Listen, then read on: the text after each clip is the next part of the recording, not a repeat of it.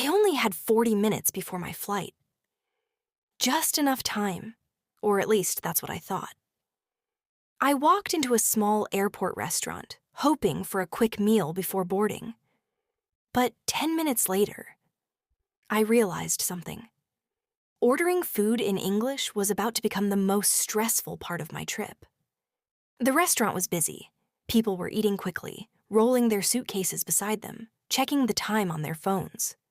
The smell of coffee, toast, and fried potatoes filled the air.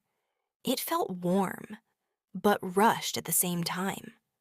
I looked around and thought, okay, this should be easy. I was wrong. A hostess smiled at me and asked, "Table for one?" That simple question can confuse a lot of people. Table for one simply means, are you eating alone? I smiled and nodded. Yes, just me. She handed me a menu and pointed toward a small table near the window. I sat down, opened the menu, and immediately felt overwhelmed. There were too many choices. Sandwiches, salads, burgers, breakfast plates. And suddenly, I forgot every food word I knew in English. A few moments later, the waiter walked over and asked, "Can I start you off with something to drink?" That phrase sounds complicated, but in real life it simply means, "What would you like to drink first?" I hesitated. Then I said, "Just water, please." Just water, please. Short, natural, polite. Exactly how native speakers often say it. Then came the next question. Are you ready to order? And honestly, I wasn't. I still hadn't decided. My eyes kept moving across the menu, pretending I understood everything. So I said, I need one more minute. I need one more minute.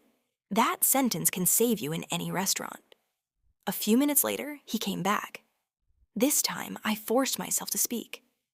I'd like the chicken sandwich. He smiled. Then he asked, fries or salad? And once again, my brain froze. The people at the next table looked relaxed. They ordered so naturally, so easily. And there I was, staring at the waiter like he had asked me a math question. Finally, I said, fries, please. Then I looked at the clock. 30 minutes until boarding. Suddenly, the restaurant felt much slower. Too slow. I started checking my phone, looking at the gate, looking at the clock, looking back at the kitchen, and thinking, maybe this was a bad idea. 10 minutes passed, no food. 15 minutes passed, still nothing. My stomach was hungry, but my stress was bigger. Finally, I called the waiter and asked, "Excuse me, how much longer?" How much longer? Perfect for restaurants, airports, delays, any waiting situation. He looked apologetic. Sorry about that, it'll be right out. 2 minutes later, my food finally arrived, and it looked amazing. But now, I only had 10 minutes left. I ate faster than I ever had before. One bite, one glance at the clock, another bite, another look at the gate. It wasn't relaxing, it wasn't peaceful. But somehow, it was funny too, because all I wanted was a simple meal. And somehow it turned into a travel survival story. I quickly asked, "Can I get the check, please?" That phrase matters. Because in American restaurants, they usually say, the check, not the bill.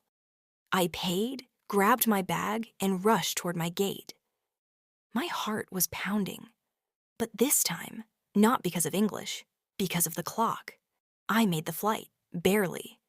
And as I sat in my seat, catching my breath, I realized something. Sometimes learning English isn't about classrooms. Sometimes it happens in the middle of real life. So remember these useful restaurant phrases. Table for one. Just water, please. I need one more minute. How much longer? Can I get the check? Because one day, you may need them when time is running out. Follow us for more.